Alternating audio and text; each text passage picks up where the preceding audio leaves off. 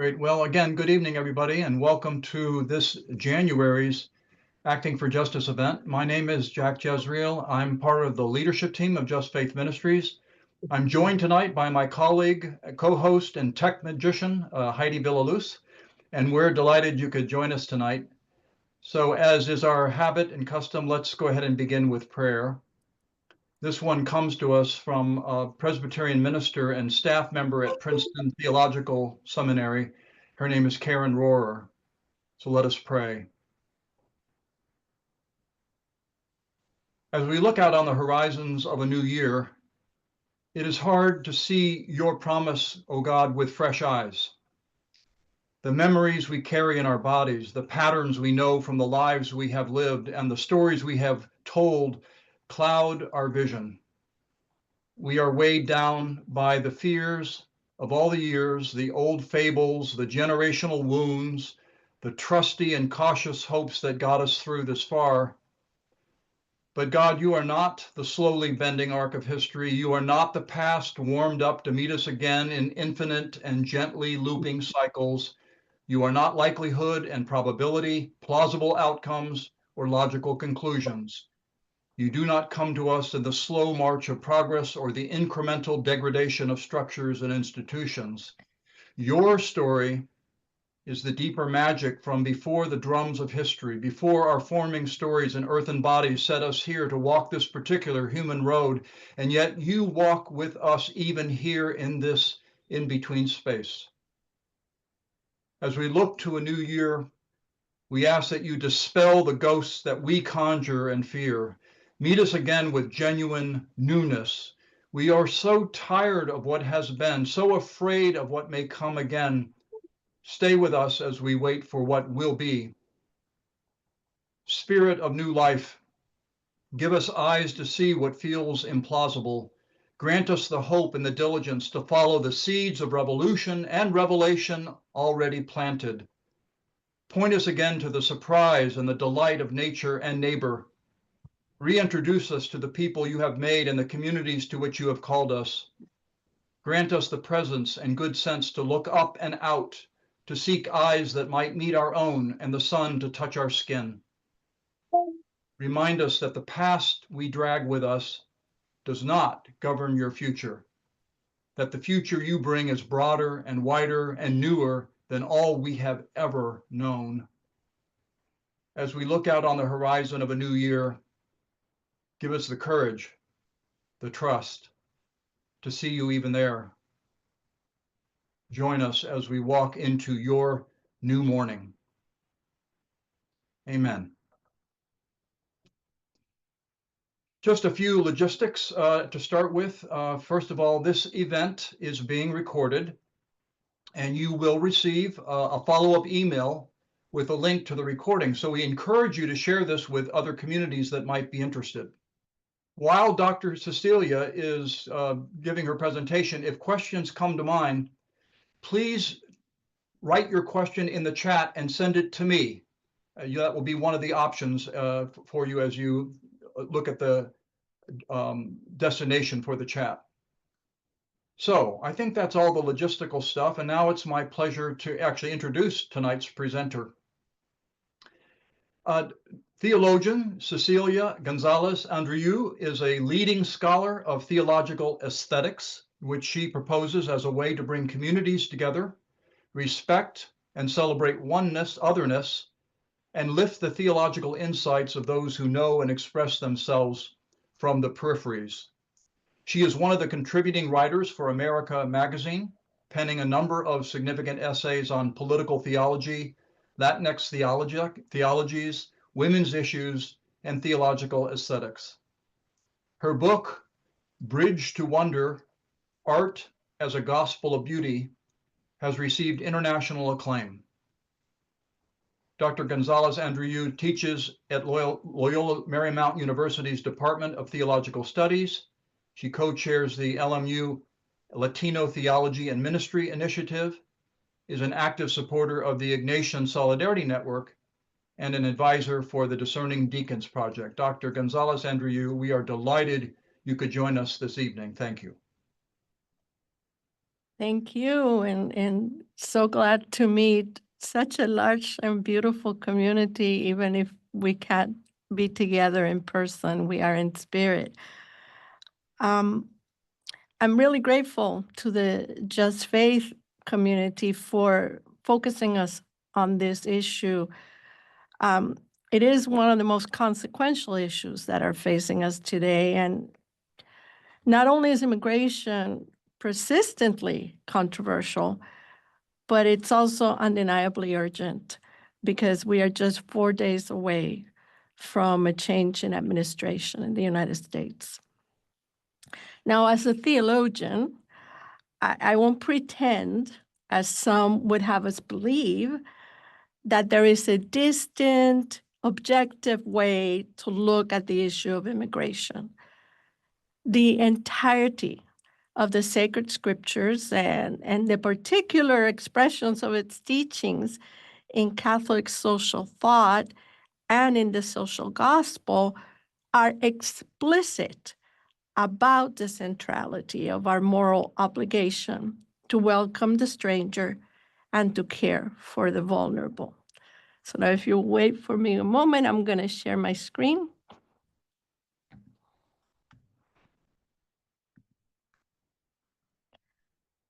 So I contend there are not two sides to this question. There's only a side that speaks well of God and one that is completely invalid because it implicitly denies the possibility of a loving God. As Strangers No Longer, the 2003 pastoral letter on migration that was issued jointly by the Catholic bishops of Mexico and the United States asserts, our common faith in Jesus Christ moves us to search for ways that favor a spirit of solidarity. It is a faith that transcends borders and bids us to overcome all forms of discrimination and violence so that we may build relationships that are just and loving. Now, it is undeniable that there is a binding centrality of the requirement to love and welcome the stranger in our tradition. And beyond that, to see in them the face of Christ. And it is this that prompted the placement of a new monument in St. Peter's Square in over 400 years. Now, this is the bronze sculpture by artist Timothy Schmalz. And it was unveiled in 2019 for the 105th World Migrant and Refugee Day. It is a heartbreaking, clamoring cry and a critical reading of the most urgent signs of our times. Its title, Angels Unawares, is referencing the passage from the letter to the Hebrews that instructs us to not neglect to show hospitality to strangers, for thereby some have entertained angels unawares. And as you look at this statue, you will see the beautiful wings arising from the very center, and that's all we can see of the angel that is in that mass of humanity. As a church, we have been explicitly marking as a sacred duty our care for migrants for over a century. And this teaching is not new.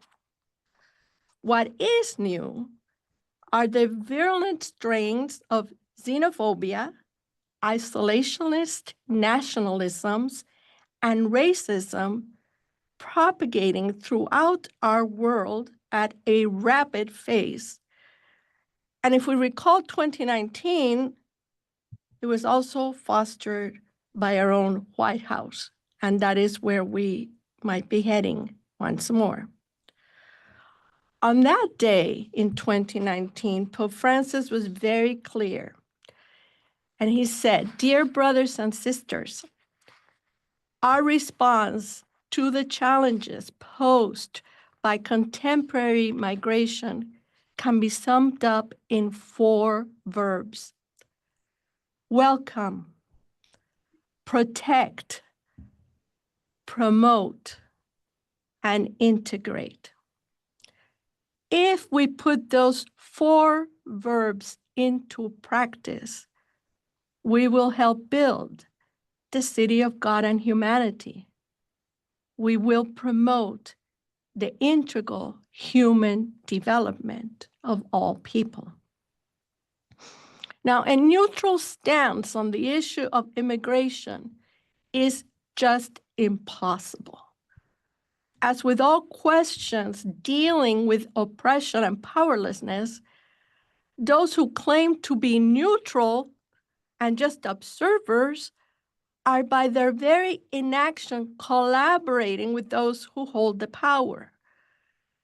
And as Martin Luther King Jr. put it in his letter from Birmingham jail, as he spoke of the sin of racial segregation, some religious people have been outright opponents, and all too many others have been more cautious than courageous and have remained silent behind the anesthetizing security of stained glass windows.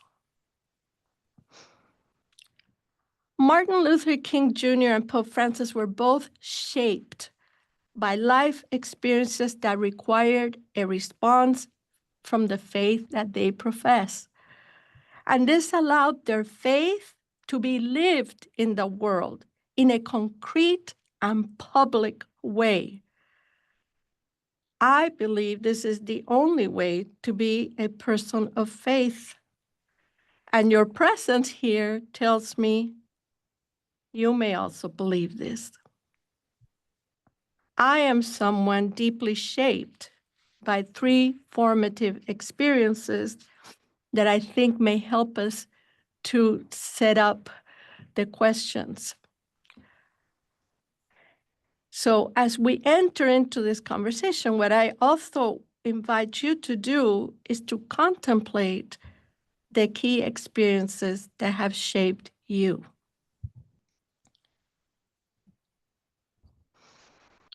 My first experience. I was brought to the United States as a refugee when I was a child.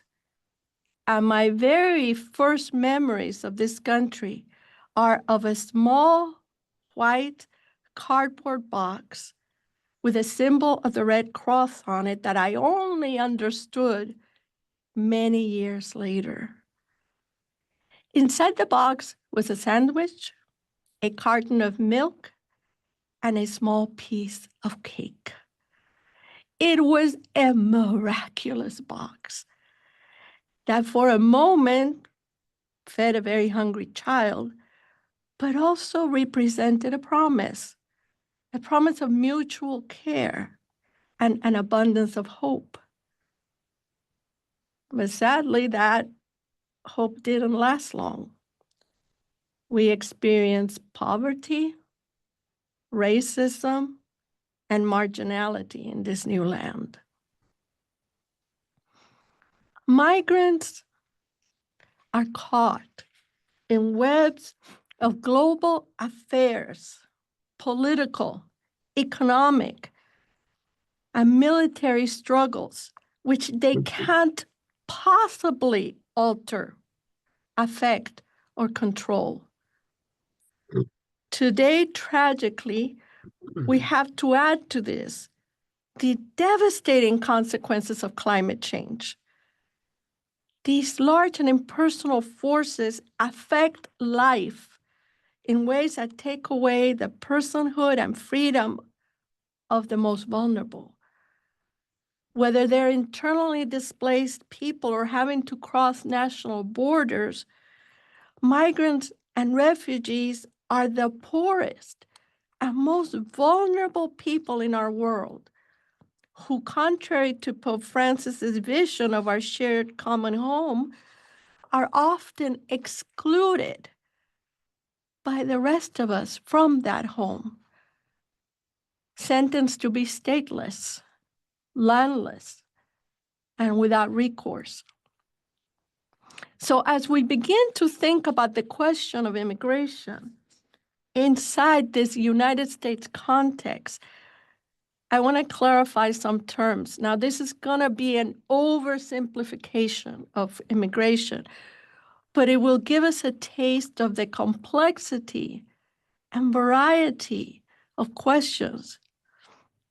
Now, people who migrate into the United States can range from the wealthy, who have hundreds of thousands of dollars. I think the current amount is $800,000 to invest in opening up a business here, what many call a golden visa, and then they receive a green card automatically and are on a clear and accelerated path to citizenship. Migrants can also be the professionals who are highly skilled and recruited for jobs. Now, often this is only temporary, but they may have the possibility of earning residency and eventually citizenship.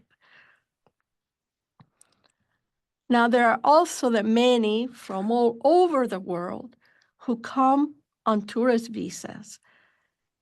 They know they will not return home and stay when these expire. Then they have to recede into the shadows with little hope of what is called regularizing their status. There are also the refugees, those who are processed in their home countries, as I was as a child, and arriving under specific programs, which are often temporary and can suddenly and tragically change, as they may do in the next few days, due to the political winds. This really leaves them with little options as well. And most urgently for all of us here, there are the desperate families trying to dutifully follow the law and present themselves at the border for protection, seeking asylum, because life in their homelands is unbearable. And then there's the most destitute, the many who risk their lives trying to cross deserts and oceans and trying to arrive here undetected. My friends, immigration is not one story. It is millions of stories. Immigration is the poorest and most vulnerable, who have no protections and who are the first targets of xenophobic movements that require our sustained attention. So to my second experience, as I am a former child refugee, I am also a Christian. I was part of a robustly active faith community as a small child in Latin America. In countries at war or under dictatorships and living with oppressive regimes, while religious observances often have to remain hidden, they are also the lifeline for many people. They were for me.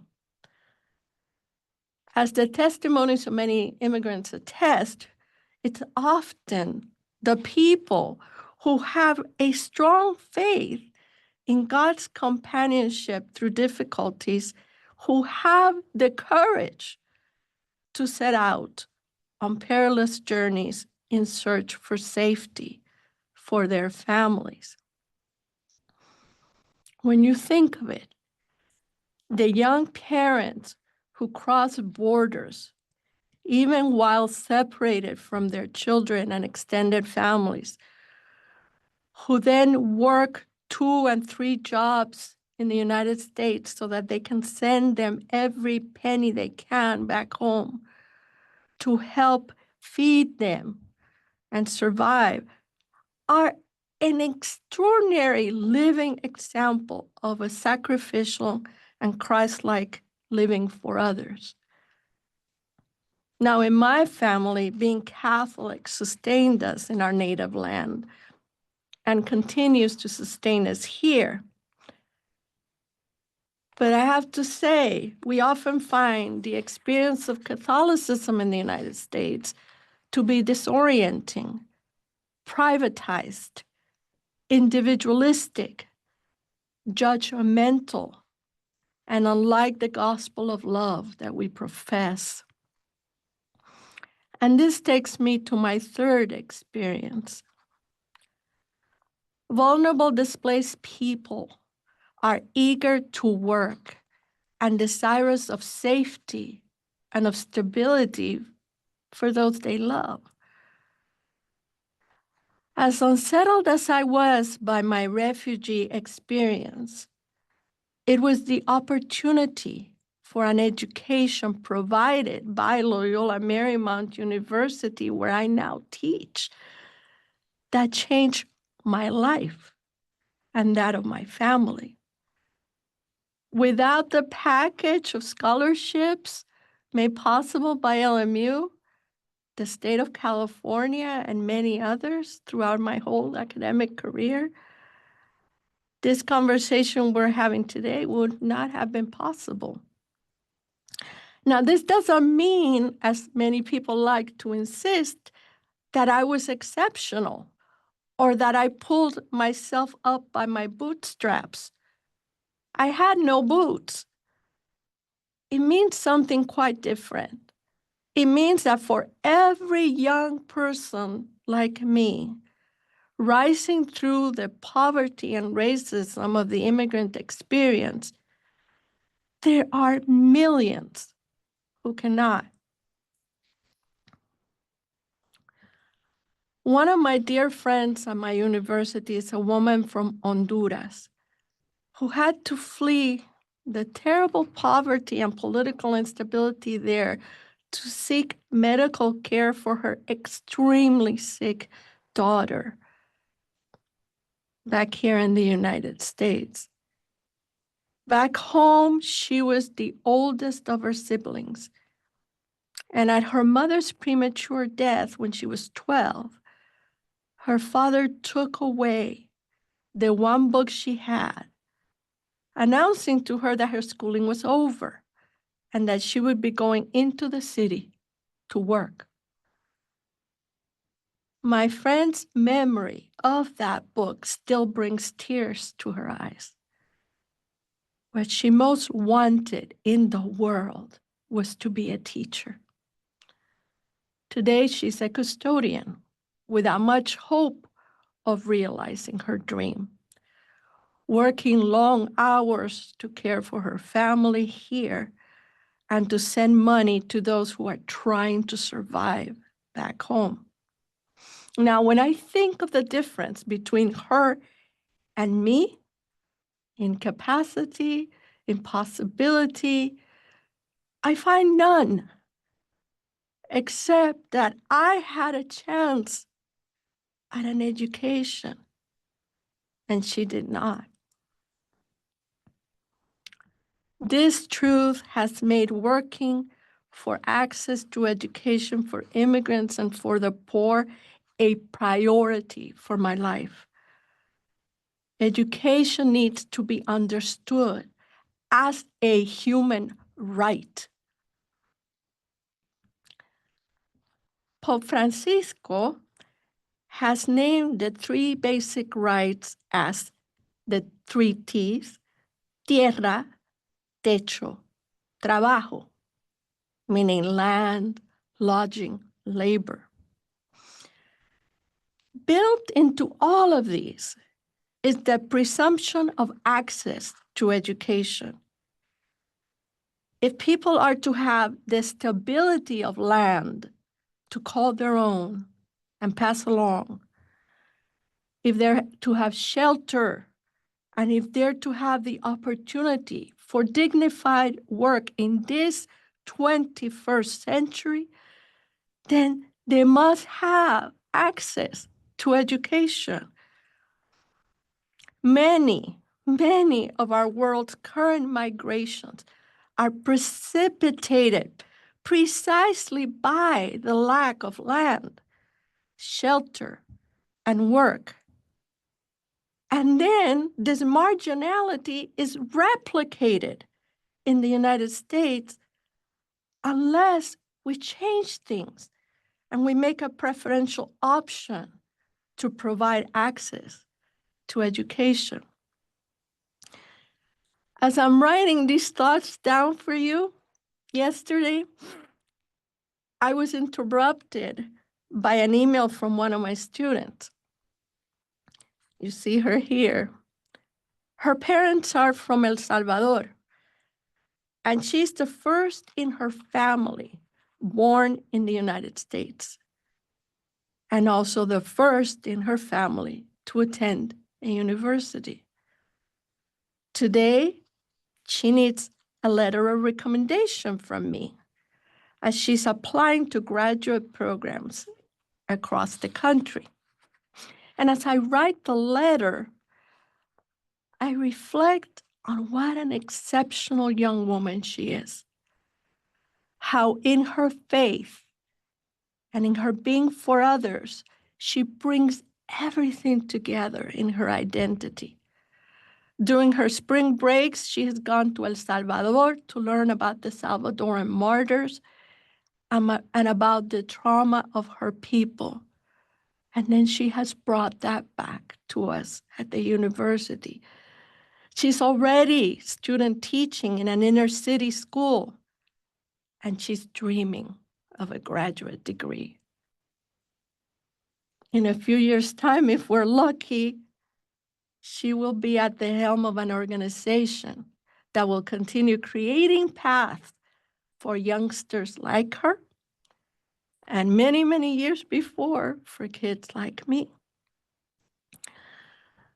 So we have set the stage for 3 converging concerns: immigration, the role of Christianity in this, and access to education. Now, beyond helping describe the complexities of migration, these 3 categories can help us to take a critical look at our present moment.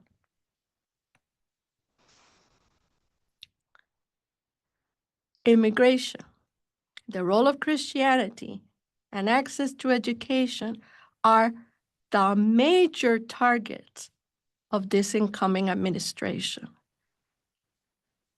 So what can we do about a problem that looms so large? So let's try to take them one at a time. Anti-immigrant sentiment was identified by Donald Trump early in his first campaign as the secret sauce that could propel him to power. This was not a stroke of political genius, as some of his supporters claim, but he was relying on tactics that have worked around the world in multiple contexts. Gaining power by stoking fear of the other, their dehumanization and labeling, and heaping blame on them for social ills. This is probably as old as humanity. They're taking our jobs, they say. Well, no. As the title of a recent study by the Economic Policy Institute declares, immigrants are not hurting US-born workers. As the study points out, the rise in the share of immigrants in the labor force of recent years is because we have a growing economy that is adding jobs. Additionally, over the last few years, unemployment has been at record lows in this country, with a record-setting number of adults actively in the workforce. So contrary to much of the misinformation propagated by a social media environment where anyone can make anything up, and the more outrageous, the more eyeballs, and the more eyeballs, the more money, US-born men without a college education have also grown to record levels in their participation in the workforce. I want to quote the study. It is clear the labor market is both absorbing immigrants and generating strong job opportunities for US-born workers, including those in demographic groups potentially most impacted by immigration. But what about the argument that immigrants are a drain on public benefits? Well, at the federal level, anyone who is not a US citizen is generally barred from most public benefits. These include the Children's Health Insurance Program, Medicaid, supplemental nutrition assistance, and other types of assistance for needy families. Unauthorized immigrants. Now, this is just non-citizens.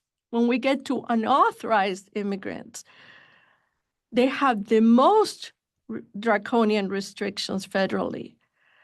And sadly, they often don't access assistance even for their US-born children because they're so fearful of deportation. Okay, so they don't take away jobs and they can't use most public benefits. Are they a drag on the economy?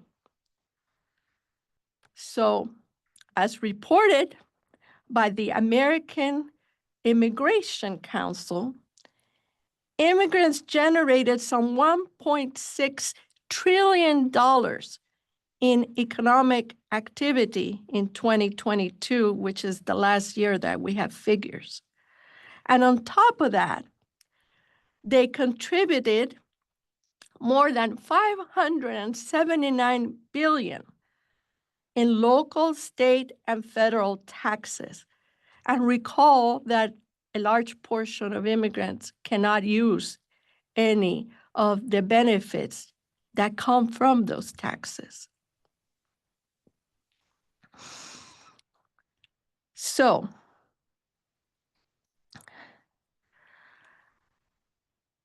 rather, right, than restricting and severely restricting immigration as something that's good for the economy, the Congressional Budget Office estimates that if immigration was increased, the federal budget deficit could be decreased by $897 billion in the next decade.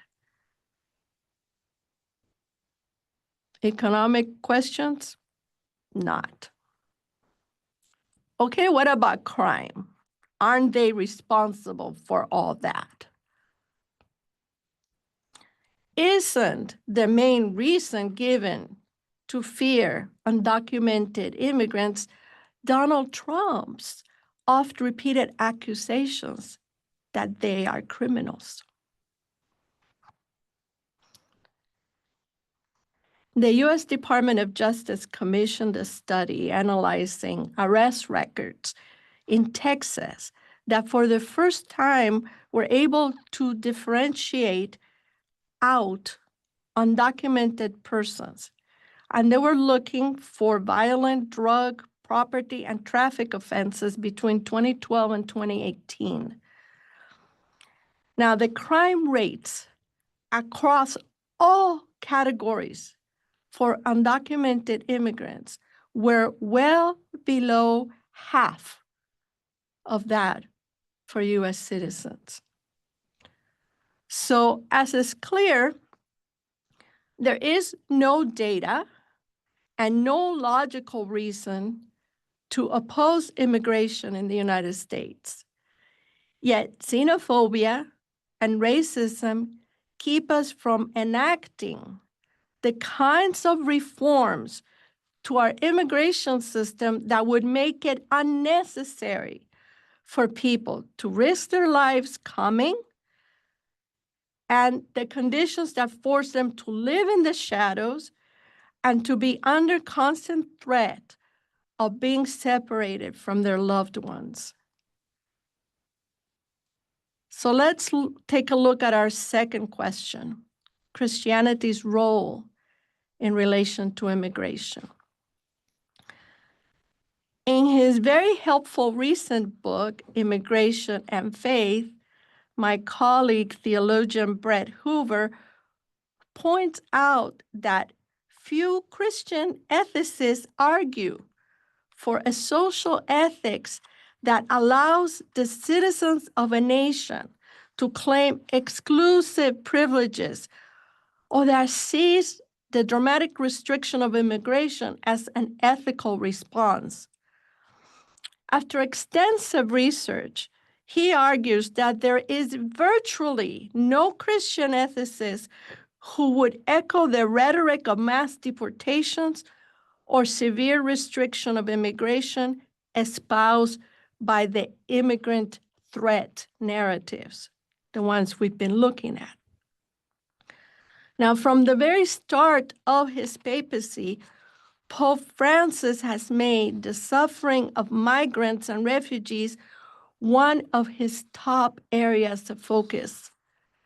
And when I was blessed with the opportunity to meet with our Pope at the Vatican a few months ago, his questions for me about our upcoming elections centered on the fate of immigrants. Now, what's more, in his recent appointment of Cardinal Robert McElroy to lead the Archdiocese of Washington, D.C., he's making very clear that he hopes that the entire Catholic community of the United States will stand together as one in defense of immigrants, of their rights, and of their dignity. McElroy, until now, one of the bishops leading a diocese next to the U.S.-Mexico border in San Diego, has been one of the most effective leaders for immigrant rights. And as reported by the New York Times, at the press conference following his appointment, Cardinal McElroy directly addressed Mr. Trump's immigration proposals, stating that plans for a wider, indiscriminate, massive deportation across the country would be incompatible with Catholic doctrine. Now, what is this doctrine he's referencing? Catholic social teaching includes some unequivocal teaching on migration, much of it a result of the Second World War. The principle that people have the right to migrate, to sustain their lives and the lives of their families, rests on the ancient Christian teaching that the goods of the earth belong to all people. Although many of our contemporaries want to express this in incendiary political terms, hoping to stoke more polarization and division, such a teaching is neither communism nor socialism. It is rather foundational to Christianity from its very start. The radical nature of Jesus' teaching and enacting of a way of life where goods are shared and the poor invited into the banquet has been lifted up in our history repeatedly, notably by persons like St. Francis, Dorothy Day, and our present Pope. And now is our time to lift it up once more. And organizations like JustFaith Ministries can help us to connect all the dots and also connect with each other. The issue of immigration is a convergence point in our time. In it, we can recognize the ugly face of racism, the consequences of economic equality, the urgent need created by climate change, the exploitation of the weak, especially women and children, and the desire to reinforce a mindset of individualism, selfishness, and survival of the fittest. So this takes us to the final category, which is education. It is what we're doing here today. It is what I encourage each one of you to place as a priority before you, to educate yourself as much as you can in this extraordinarily volatile moment about what is happening to immigrants in your area, to train as best as you can with any of our great organizations, and we have many in the United States, such as this one, on what you can do to help.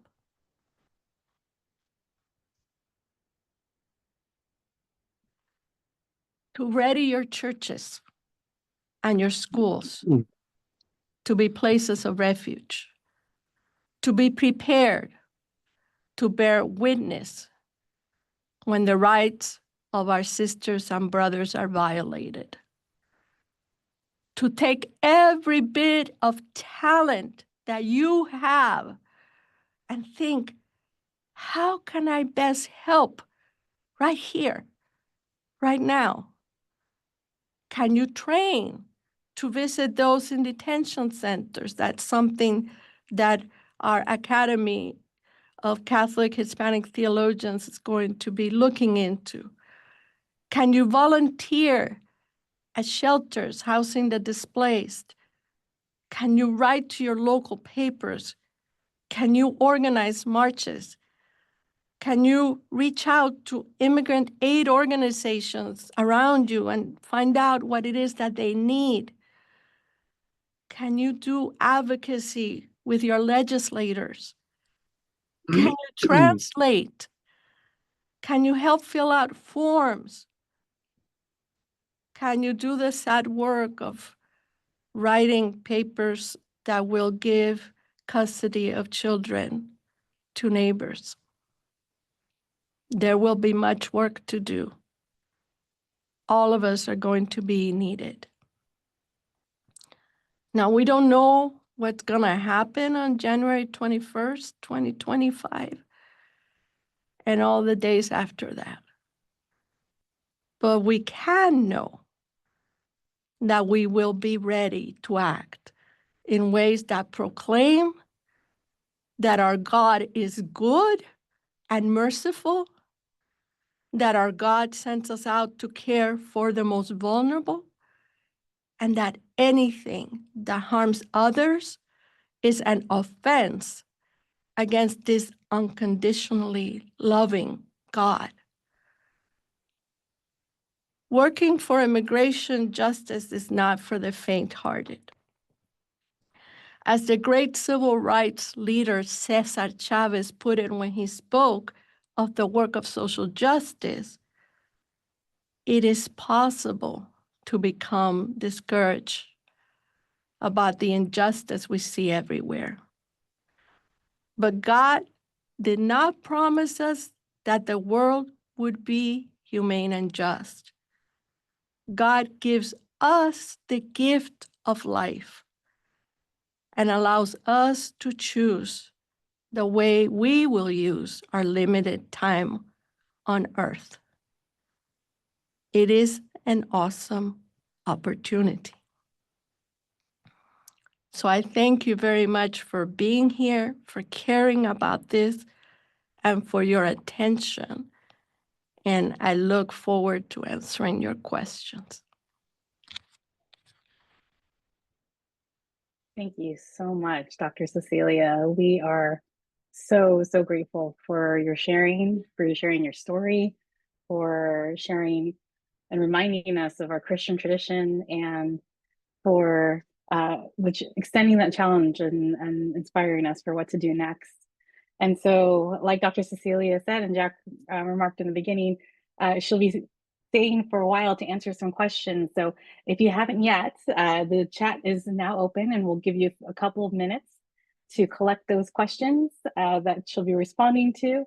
And while you're gathering those questions, those thoughts, we'll be sharing some upcoming opportunities, including some opportunities to go out and start to do that work that Dr. Cecilia is inviting us to, and our Christian tradition invites us to as well.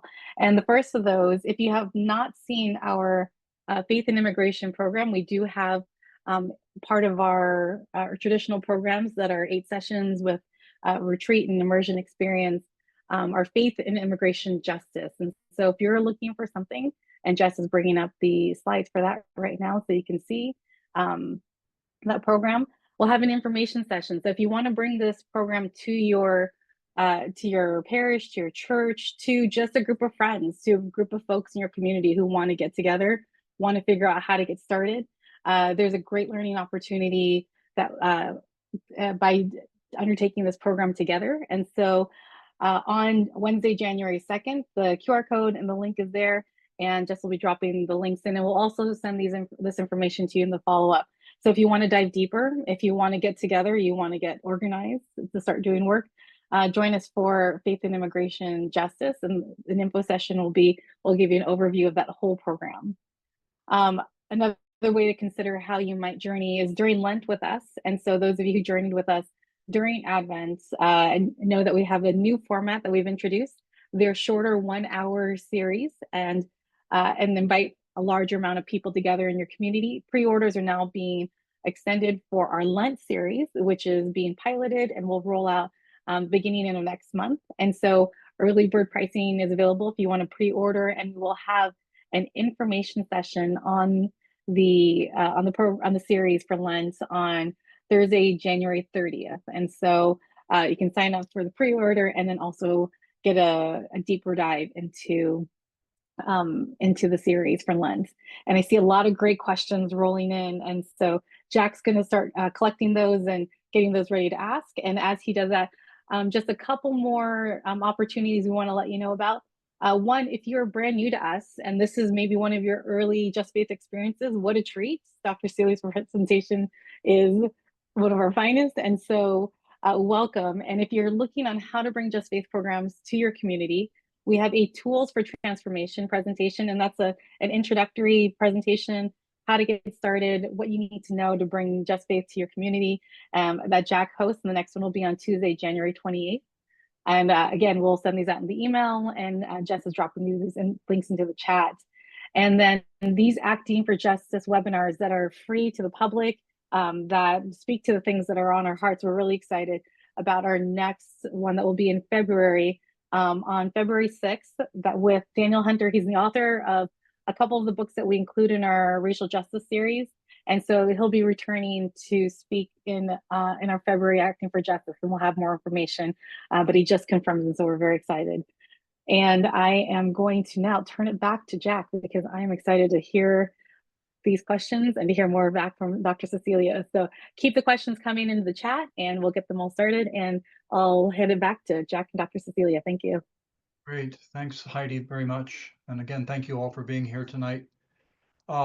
Dr. Cecilia, one of the first comments that I thought you might appreciate addressing was the title of the program tonight included the language of golden rule. You want to connect the golden rule with immigration in a most in a clear, in whatever way you like. This particular question invites that. Yes, well, thanks. And we had set that title way back, but what the golden rule, of course, means, to treat others as you would like to be treated. And one of our difficulties in affluent societies is that comfort is the greatest enemy of our compassion. And so we somehow feel invulnerable.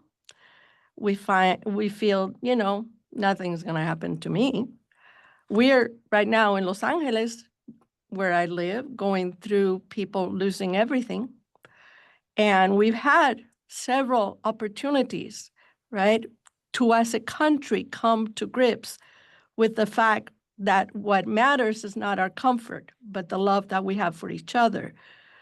And during 9/11, for those of us that can remember it, we were told to take care of our broken hearts and ourselves by going shopping. And during COVID, when we could have really learned to care for each other, we did not. We became more polarized. We spent lots of money, and we did not care about taking care of each other. Now we have a real other opportunity. And I don't know how to get through to affluent people that you're not invulnerable, and that if you spent a few minutes inside the eyes of a refugee and an immigrant, your entire worldview would change. So my suggestion is to get people to tell their stories. That's why I told you mine, because when the stories take on flesh and blood, they become much more than just an idea. This is what it feels like to be this person. Plus, we've got 3 30-day money back. Dr. Cecilia, here is a very practical question that I've probably seen a million times in my life. So here goes. How do I respond to my pastor, that's the part I know, who says we cannot support people who break laws, who are undocumented?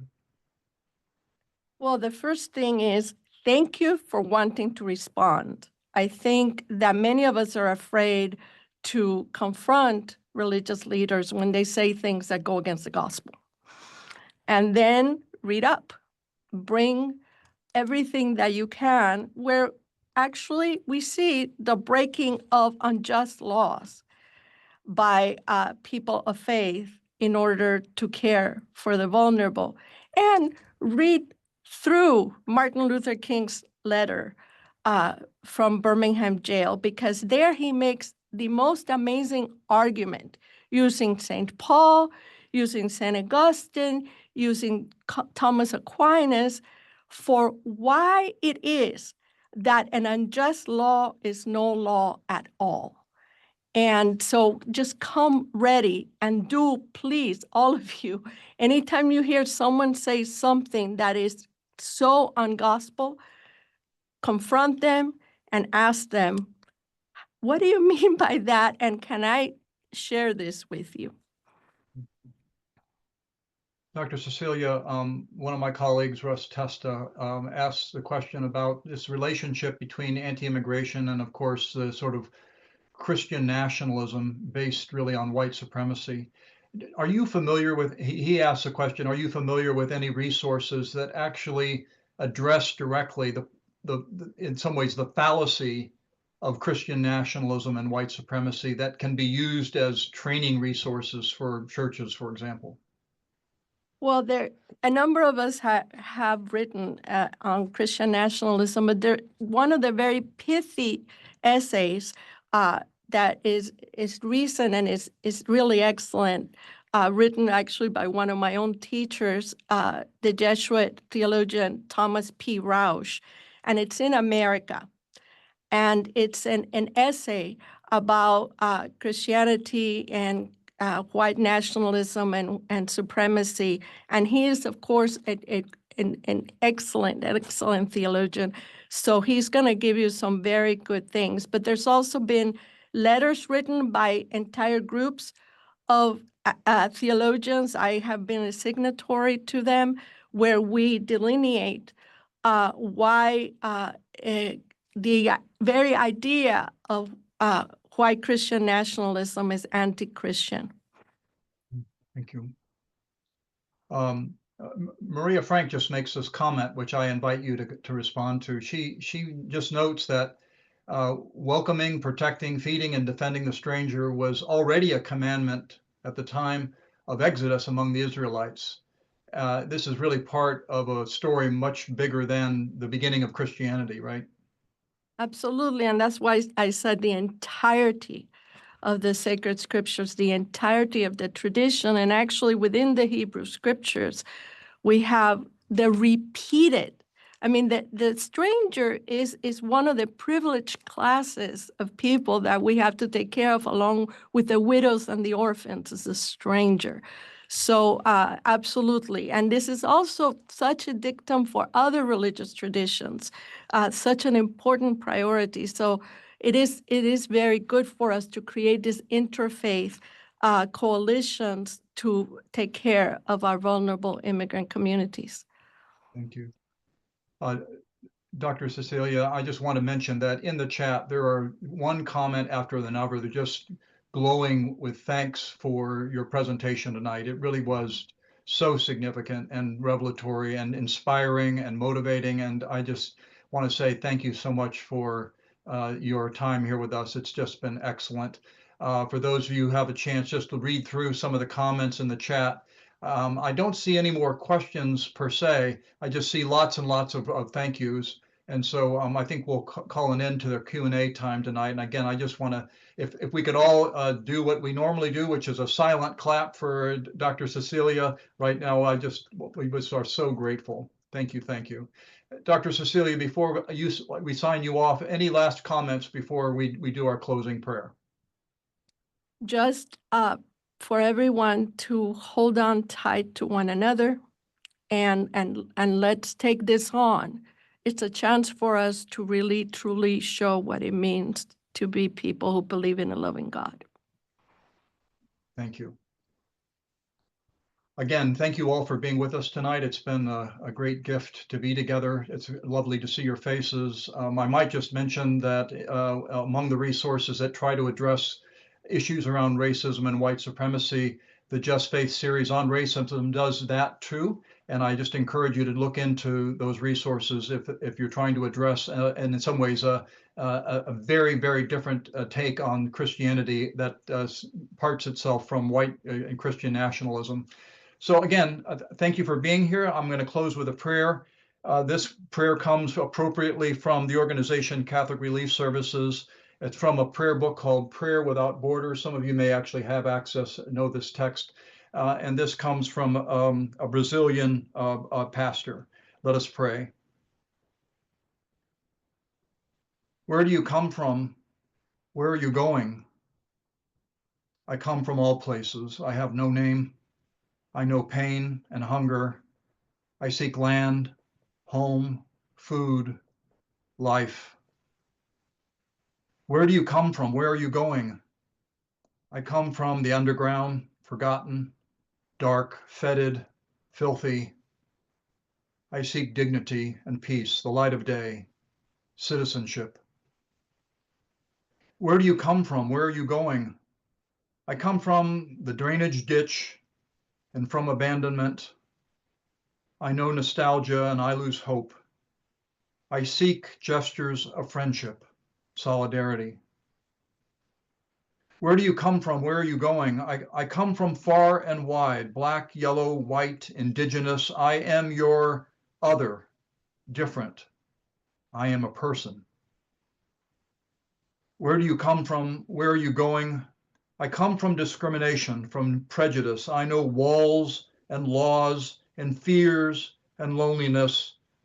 I want a world without borders or flags. Where do you come from? Where are you going? I come from the resistance, from the struggle, from a situation of senselessness, valiant and intrepid in the voyage.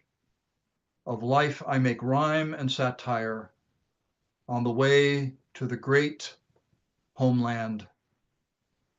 Amen. Thanks again, everybody. Good night and hope to see you next month. Take care.